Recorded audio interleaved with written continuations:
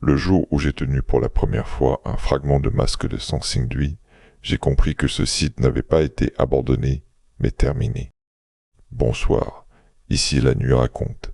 Merci à ceux qui soutiennent la chaîne en laissant un like et en s'abonnant. Profitez bien de l'histoire d'aujourd'hui. Je fais partie de ces profils que l'on appelle quand les objets posent problème, pas parce qu'ils sont beaux ou rares, mais parce qu'ils résistent aux catégories. Ma spécialité est l'archéométallurgie, avec une formation complémentaire en iconographie comparative et en stratigraphie fine. Depuis une quinzaine d'années, je travaille sur les chaînes opératoires du bronze ancien, principalement en Asie orientale, avec une obsession professionnelle pour les détails invisibles à l'œil nu, proportions d'alliage, microstructures de solidification, traces d'assemblage volontaire. Je suis arrivé dans le Sichuan à l'invitation conjointe d'un institut chinois de recherche archéologique et d'un consortium universitaire international. Officiellement, il s'agissait d'une campagne d'analyse avancée sur des fosses récemment ouvertes à Sansingdui. Officieusement, tout le monde savait que le site continuait de poser un problème conceptuel majeur. Dès l'arrivée, le cadre était clair. Accréditation multiple, contrôle répété, périmètre parfaitement délimité. Rien de brutal, rien d'hostile. Au contraire, une courtoisie constante, presque excessive, un souci permanent de confort et de sécurité. Le chantier était un modèle d'organisation. Température contrôlée sous les structures de protection, circulation des équipes minutées, chaîne de prélèvement et de conditionnement irréprochables. Trop irréprochable peut-être. J'ai travaillé sur des sites sensibles, y compris dans des contextes politiques complexes, mais rarement dans une atmosphère aussi soigneusement lisse. Tout semblait pensé pour que rien ne déborde, ni matériellement, ni intellectuellement. Sanook Singdui, je le connaissais par les publications, par les rapports techniques, par les vitrines des musées, les masques géants en bronze aux yeux exorbités, les statues humaines monumentales, les arbres rituels fragmentés, les lames de jade, les ivoires. Je pensais être préparé. Je ne l'étais pas. Ce qui frappe lorsqu'on se trouve face aux objets hors de leur mise en scène muséale, ce n'est pas leur étrangeté. L'étrangeté est une réaction naïve. Ce qui frappe, c'est leur cohérence. Chaque pièce, prise isolément, pourrait être qualifiée d'exceptionnelle. Mais mises ensemble, elles obéissent à un langage interne strict, répétitif, maîtrisé. Les proportions reviennent. Les motifs oculaires suivent des règles. Les déformations ne sont pas arbitraires. Rien n'est gratuit. On sent une grammaire visuelle stabilisée, transmise, enseignée. Dès les premiers jours, je me suis concentré sur les fragments issus des fosses antérieures, ceux déjà extraits lors des campagnes précédentes. Des morceaux de masques volontairement brisés, des sections de statues sectionnées nettes, parfois thermiquement altérées. À la loupe binoculaire, les surfaces de rupture parlaient. Ce n'étaient pas des cassures accidentelles. Les angles, les lignes de fracture, les zones d'impact indiquaient des gestes précis, répétés. Certaines pièces avaient été chauffées au-delà des températures de fonctionnement normales du bronze, non pour être refondues, mais pour fragiliser la matière avant la rupture. J'ai noté cela dans mes carnets avec prudence. À Sansingdui, la prudence est une seconde nature. Les fosses récemment ouvertes étaient situées à une profondeur moyenne comprise entre 3 et 4 mètres sous le niveau actuel. Leur scellement était remarquable. Des couches successives de sédiments soigneusement disposées, alternant argile compactée, dépôts charbonneux niveau sableux. La stratigraphie racontait une histoire lente, maîtrisée. Rien d'un effondrement soudain, rien d'un incendie incontrôlé. Lors de l'excavation, chaque centimètre était documenté. Nous avancions comme dans un laboratoire à ciel fermé. Les objets apparaissaient rarement intacts. Le plus souvent, ils étaient déposés en fragments ordonnés, parfois empilés, parfois séparés par des couches de cendres fines. Certains portaient des traces de combustion directe, d'autres avaient été enfouis après avoir été volontairement tordus ou désassemblés. Très tôt, une idée a commencé à s'imposer, d'abord comme un inconfort intellectuel, puis comme une hypothèse de travail silencieuse. Ces fosses n'étaient pas des dépotoirs rituels.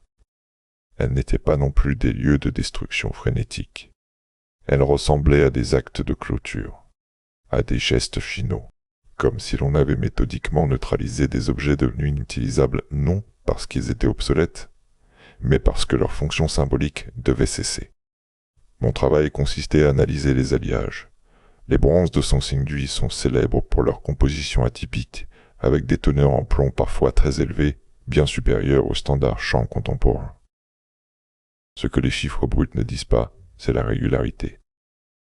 Les proportions varient selon les types d'objets, mais elles varient dans des fourchettes étroites. Les masques monumentaux obéissent à une recette, les éléments structurels à une autre. Les analyses métallographiques ont révélé des structures de solidification complexes, indiquant des maîtrises fines des vitesses de refroidissement, des moules multiparties, des reprises à chaud contrôlées. Rien n'évoquait une phase expérimentale. Tout indiquait une tradition longue, stabilisée, transmise sur plusieurs générations. À plusieurs reprises, j'ai comparé ces données avec celles des bronzes Shang. Les différences ne portaient pas seulement sur les styles ou les motifs, mais sur les logiques mêmes de fabrication. À Sansinghui, certaines pièces monumentales avaient été coulées en segments puis assemblées par des techniques d'emboîtement et de brasage qui ne trouvent pas d'équivalent direct dans les corpus connus de la Chine centrale de la même période. Ce n'était pas une variante locale maladroite. C'était un autre système. Ce qui m'a le plus troublé, ce n'est pas ce que nous trouvions, mais ce que nous ne trouvions pas. Aucune genèse claire. Pas de phase progressive menant à ces formes extrêmes. Pas de prototype grossier. Pas d'objet intermédiaire montrant une montée en complexité. Et après, rien. Pas de descendance identifiable. Les cultures ultérieures du Sichuan ne reprennent ni les motifs, ni les techniques, ni même les proportions symboliques. Sansinghui apparaît dans le registre archéologique comme un bloc cohérent, puis disparaît. Cette absence a fini par peser sur moi plus lourdement que les objets eux-mêmes. Lors des réunions d'équipe, les discussions restaient techniques, cadrées. On parlait de rituels, de spécificités régionales, de contacts culturels hypothétiques. Les mots étaient choisis avec soin. Toute formulation impliquant une rupture volontaire, une décision collective de mise à mort symbolique, était aussitôt reformulée en termes plus neutres. Transition culturelle, mutation rituelle, réorganisation sociale. Personne ne niait les données, mais leur interprétation devait rester compatible avec un récit linéaire, même fragmenté. Un soir, en réexaminant des relevés stratigraphiques, j'ai remarqué une répétition troublante. Dans plusieurs fosses distinctes, séparées spatialement mais contemporaines, les séquences de dépôt étaient quasi identiques. Même ordre, même alternance de matériaux, même type d'objets fragmentés dans les mêmes proportions. Ce n'était pas une accumulation progressive sur des décennies, c'était une opération synchronisée. À l'échelle d'une communauté entière, la découverte décisive est venue d'un objet apparemment mineur, un élément de fixation en bronze de petite taille, associé à une structure plus grande aujourd'hui absente. Sa surface portait des marques d'usure longue, suivies d'une déformation volontaire, puis d'un dépôt soigneusement préparé. Autour de lui, les sédiments racontaient une histoire précise. L'objet avait été utilisé longtemps, puis retiré, neutralisé et enterré selon un protocole strict. Ce n'était pas un rejet. C'était un démontage. À partir de là, tout a pris une autre cohérence. Les fosses n'étaient pas des lieux de sacrifice chaotiques. Elles étaient des chantiers inversés.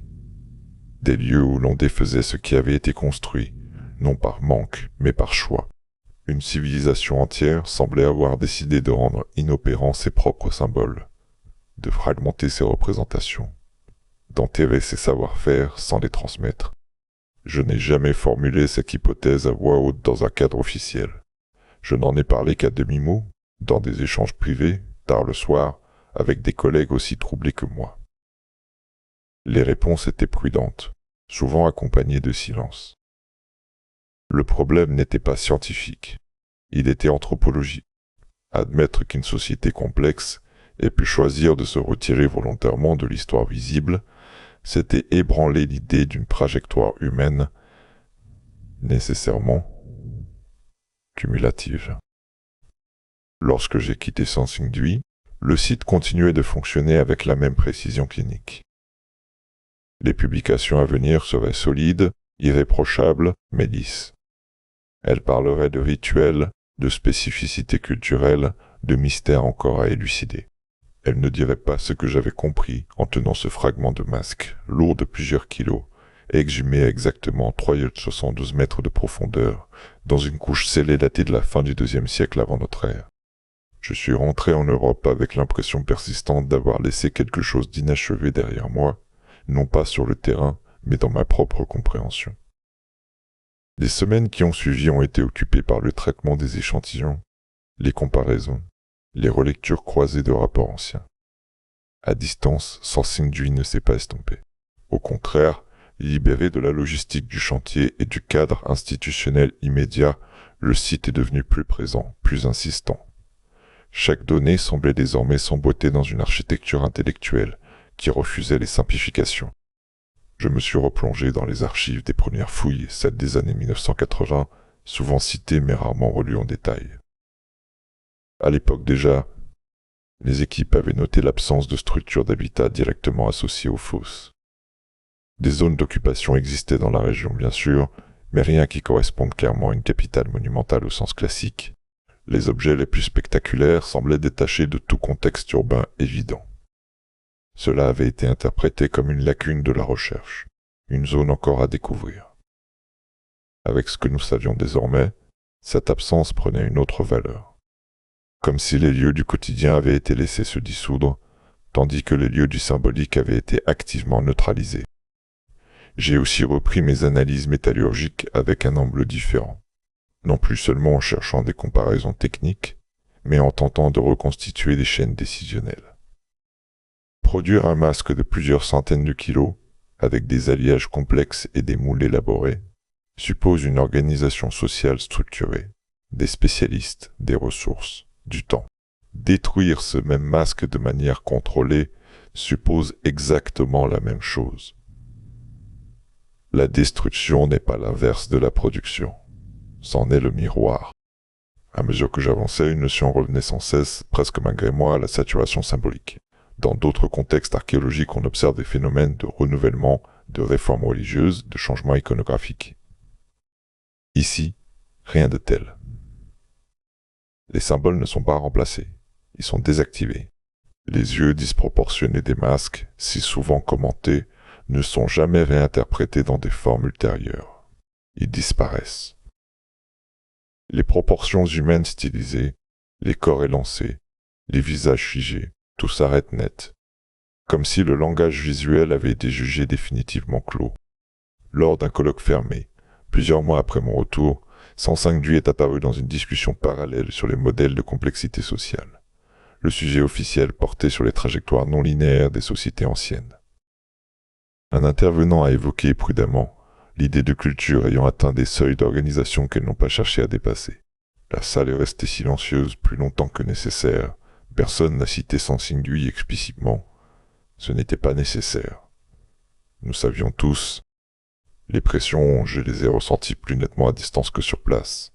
Des suggestions de reformulation, des demandes de contextualisation accrue, des rappels à la prudence interprétative. Rien de brutal encore une fois. Une série d'ajustements doux mais constants. On m'a conseillé de me concentrer sur les aspects techniques, là où mon expertise était incontestable. J'ai compris que c'était précisément là que le problème se situait. Les techniques racontaient une histoire que les cadres théoriques existants ne savaient pas absorber. Un détail m'a poursuivi longtemps. Dans l'une des fosses, un ensemble de fragments appartenant à ce qui avait été, à l'origine, une statue humaine presque grandeur nature.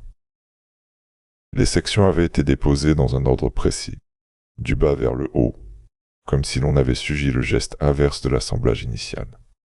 Les pieds, puis les jambes, le torse, les éléments du visage. Chaque partie séparée, mais jamais mélangée. Ce n'était pas une destruction pour effacer.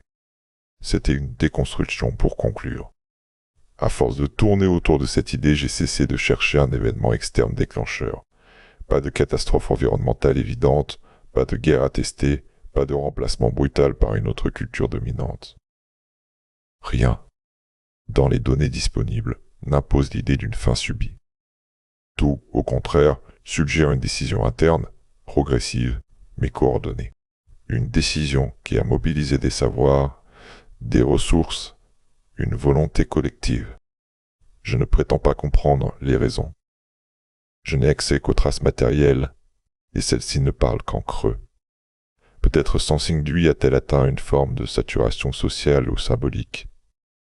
Peut-être que la complexité même de son système de représentation est devenue un poids. Ce que je sais, en revanche, c'est que rien dans les fosses ne ressemble à une panique. Il n'y a pas d'urgence dans les gestes. Il y a du temps, de la méthode, de la répétition. Aujourd'hui encore, lorsque je relis mes notes de terrain, certaines phrases me paraissent presque étrangères, comme si je les avais écrites sous une contrainte implicite. J'y vois des chiffres, des profondeurs, des compositions chimiques, des descriptions froides. C'est peut-être là que réside la seule trace honnête que je puisse laisser. Non pas une interprétation définitive, mais un ensemble de données suffisamment précises pour que l'anomalie persiste. Je sais que l'histoire officielle de Sensingui continuera d'être racontée comme celle d'une culture énigmatique, brillante, puis disparue. Ce mot « disparu » est commode. Il évite de poser la question de l'intention. Moi je garde en mémoire le poids exact de ce fragment de masque, 7,4 kg pour une section de joue aux yeux absents, extrait d'une fosse parfaitement scellée, à une profondeur mesurée de 3,72 mètres, dans un niveau stratigraphique daté autour de 100 ans avant notre ère, et je sais que ce que nous appelons disparition peut parfois être une forme de conclusion volontaire. Avec le temps, j'ai compris que ce qui me dérangeait le plus n'était pas l'hypothèse elle-même, mais sa banalité implicite. Rien dans les données n'exigeait une explication spectaculaire.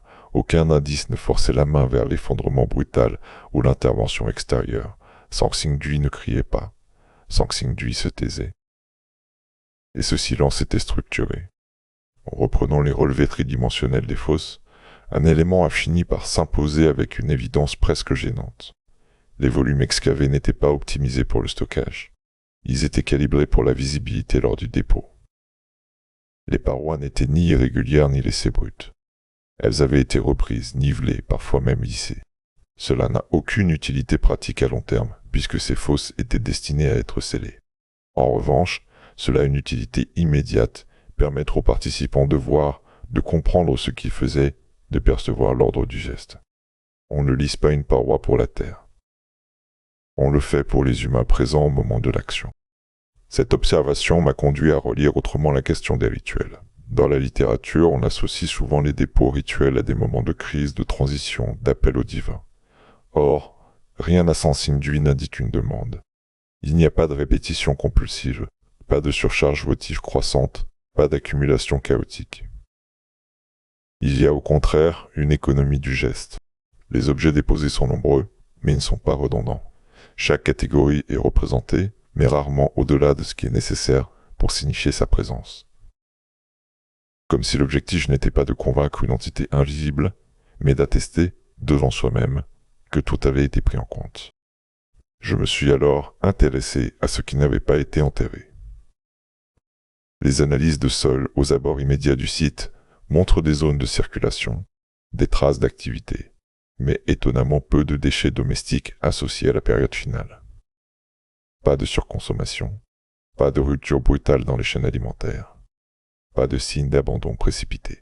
Cela suggère une continuité de la vie quotidienne pendant que, parallèlement, le cœur symbolique de la société était méthodiquement neutralisé. Une société qui continue de fonctionner pendant qu'elle se défait de ce qui la définit. Dans les mois qui ont suivi, j'ai échangé avec un spécialiste des systèmes symboliques anciens, quelqu'un qui travaille habituellement sur les sociétés sans écriture.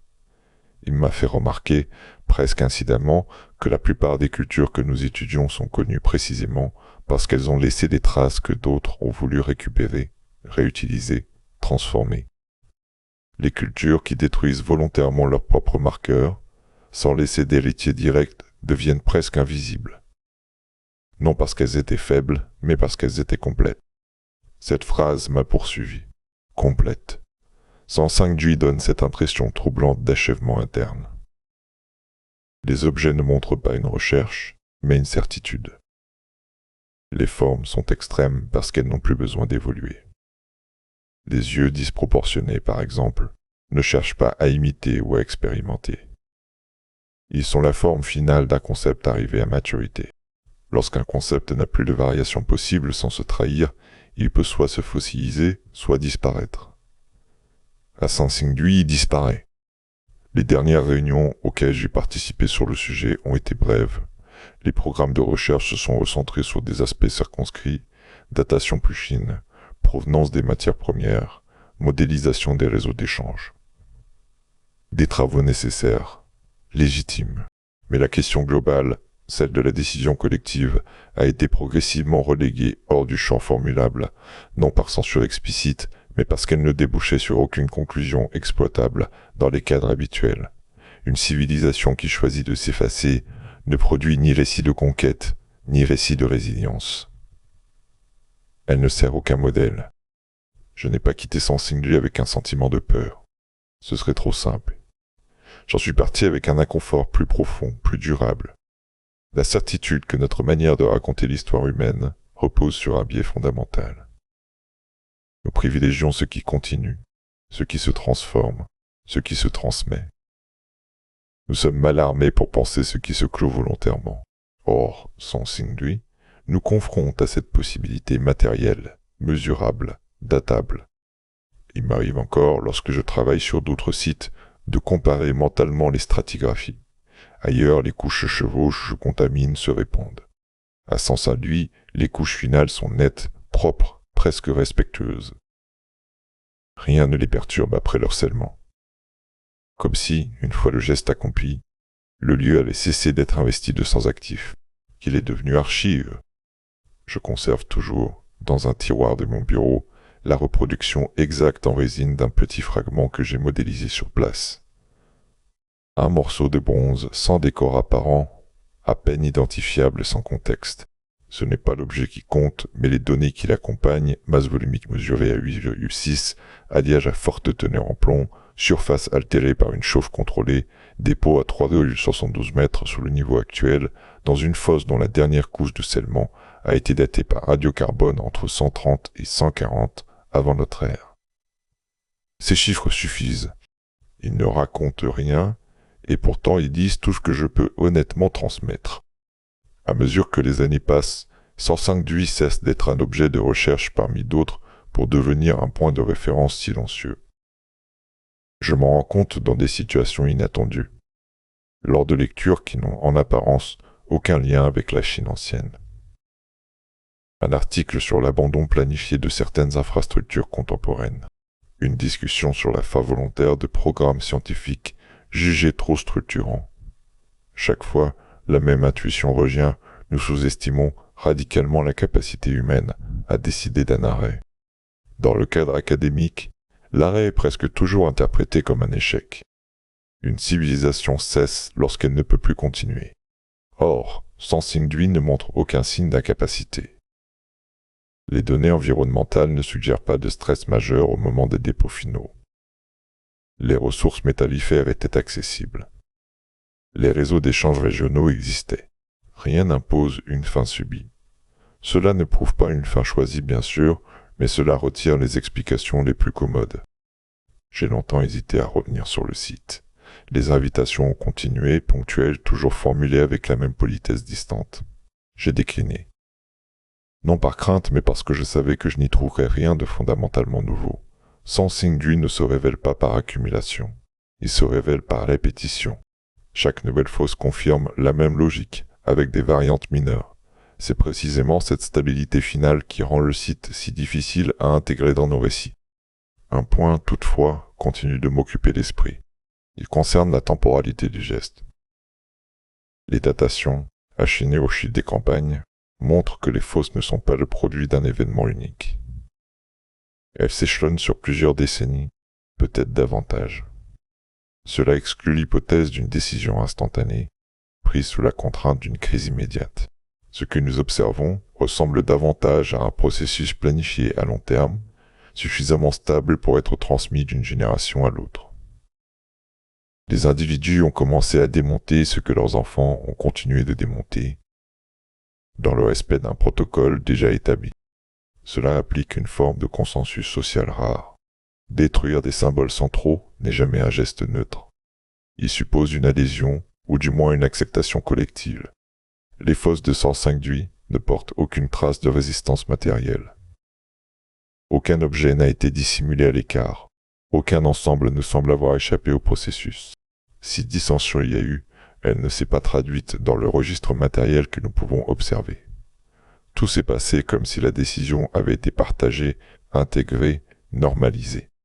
À plusieurs reprises, on m'a demandé si je pensais que Sensing-Dui avait laissé une trace immatérielle, une influence invisible, transmise autrement que par les objets. La question est tentante, mais elle sort du champ de ce que je peux soutenir. En archéologie, l'absence est déjà difficile à interpréter. Lui prêter une intention de transmission invisible serait une projection. Ce que je peux dire, en revanche, c'est que Sensing-Dui n'a rien fait pour survivre matériellement. Aucune tentative de pérennisation symbolique n'est perceptible. C'est peut-être là sa singularité la plus radicale. Il m'arrive de relire les formulations prudentes des synthèses officielles. On y parle d'un centre rituel majeur, d'une culture régionale originale, d'un mystère encore partiellement irrésolu. Tout cela est exact et pourtant insuffisant. Le mot qui manque est celui que nous évitons systématiquement, conclusion. Non pas au sens d'une fin brutale, mais au sens d'un raisonnement mené jusqu'à son terme. Je sais que ce témoignage ne changera pas la manière dont Sensing-Dui sera enseigné ou présenté au public. Ce n'est pas son rôle. Il n'apporte aucune preuve supplémentaire, aucun objet inédit, aucune datation révolutionnaire. Il se contente d'assembler des données existantes selon une logique que nous avons du mal à accepter. Une logique où l'histoire humaine n'est pas uniquement faite d'extension et de survivance, mais aussi de renoncement lucide. Lorsque je repense à mon dernier jour sur le site, je revois surtout un détail insignifiant. Une étiquette fixée sur un sachet de prélèvement, indiquant un numéro de fosse, une profondeur, une masse. Rien de plus. À ce moment-là, l'objet n'était qu'un fragment parmi des centaines. Aujourd'hui, il est devenu pour moi une balise. Il me rappelle que, sous nos récits continus, il existe des couches parfaitement nettes, scellées volontairement, qui ne demandent pas à être ouvertes pour exister. Ce fragment précis, je peux encore en réciter les données sans consulter mes notes. Bronze à forte teneur en plomb, masse exacte de 7,4 kg, section appartenant à un masque monumental, enfoui à 3,72 mètres sous le niveau actuel, dans une fosse dont la dernière phase de comblement a été datée entre 130 et 1040 avant notre ère 140, avant notre ère. Rien dans ces chiffres n'est extraordinaire. Et pourtant, il suffit à prouver que, quelque part dans le Sichuan, une société entière a pris le temps de conclure son propre monde. Depuis que j'ai cessé de travailler activement sur Sensing-Dui, je remarque une inflexion subtile dans ma manière d'aborder les autres sites. Là où je cherchais auparavant des continuités, des filiations, des influences, je suis désormais attentif aux coupures nettes. Je regarde les stratigraphies en me demandant, non pas ce qui a remplacé quoi, mais ce qui a été volontairement rendu muet. Ce déplacement du regard n'est pas confortable. Il oblige à admettre que nos catégories explicatives sont façonnées par ce qui nous ressemble le plus. Des sociétés qui veulent durer, transmettre, laisser trace. Sensing-Dui, à l'inverse, ne cherche pas notre regard. Il ne l'anticipe pas. Il n'organise rien pour être compris après coup. Cette absence d'adresse au futur est, rétrospectivement, l'indice le plus troublant. Les cultures que nous connaissons le mieux sont celles qui ont laissé des marqueurs lisibles, parfois même ostentatoires. Ici, tout indique une volonté de clore sans appel. Les objets ne sont pas dissimulés dans l'espoir d'être retrouvés. Ils sont neutralisés, puis ensevelis, comme on scelle un dossier. J'ai tenté, à plusieurs reprises, de tester cette intuition sur des corpus comparables. Des dépôts rituels en Europe de l'âge du bronze, des enfouissements massifs d'objets en Mésoamérique, des destructions programmées de statues dans certains contextes politiques antiques. Les parallèles existent, mais ils restent partiels.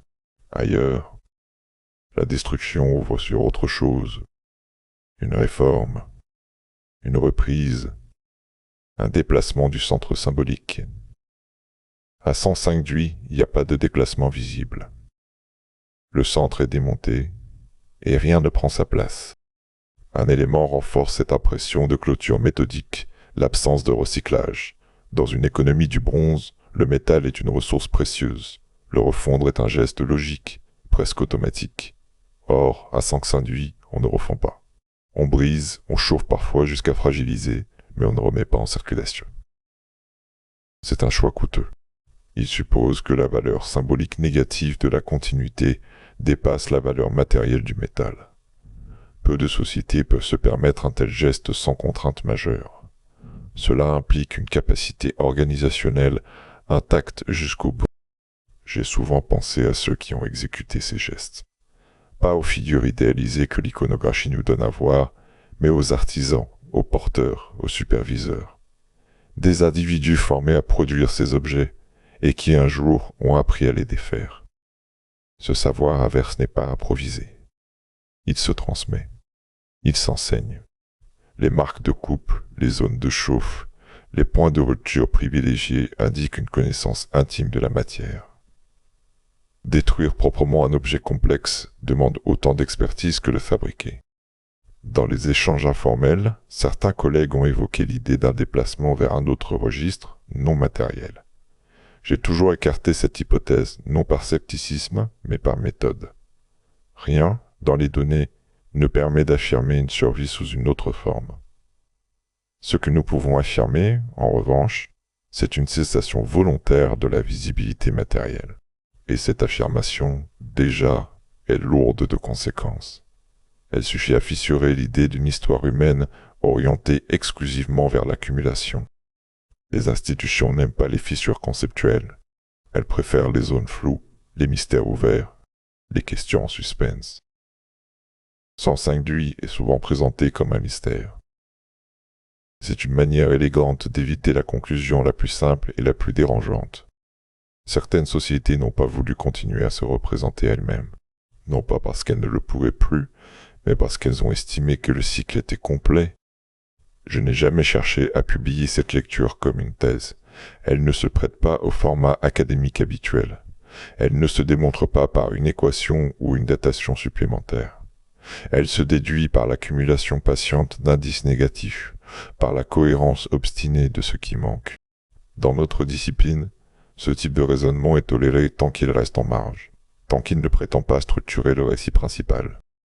Il m'arrive parfois d'imaginer ce que serait une histoire globale de l'humanité qui intégrerait pleinement ce type de trajectoire. Une histoire où l'extinction volontaire serait une option parmi d'autres, ni héroïque ni tragique. Une histoire où la fin ne serait pas toujours expliquée par l'épuisement ou la violence. 105 d'Huy y occuperait une place discrète mais fondamentale, celle d'un cas limite, parfaitement documenté, impossible à ignorer sans réécrire les données. Je n'ai conservé aucun objet original du site, évidemment, ce serait contraire à toute éthique, mais j'ai conservé les chiffres. Les chiffres sont honnêtes, ils ne spéculent pas, ils attestent, ils résistent autant mieux que les interprétations. Lorsque je doute, lorsque je me demande si je n'ai pas surinterprété, je reviens à eux, à leur froideur rassurante. Et ils me ramènent toujours au même point fixe. Un fragment de bronze, alliage plombifère stable, masse mesurée à 7,4 kg, correspondant à une section latérale de masque monumental, volontairement fragmentée, déposée dans une fosse rituelle soigneusement scellée, à une profondeur stratigraphique de 3,112 mètres sous le niveau actuel, dans un contexte daté par convergence de méthodes autour de la fin du X siècle. Merci d'avoir écouté mon histoire. Dites-moi en commentaire quel sujet vous souhaitez que l'on explore sur la chaîne. Abonnez-vous et à demain.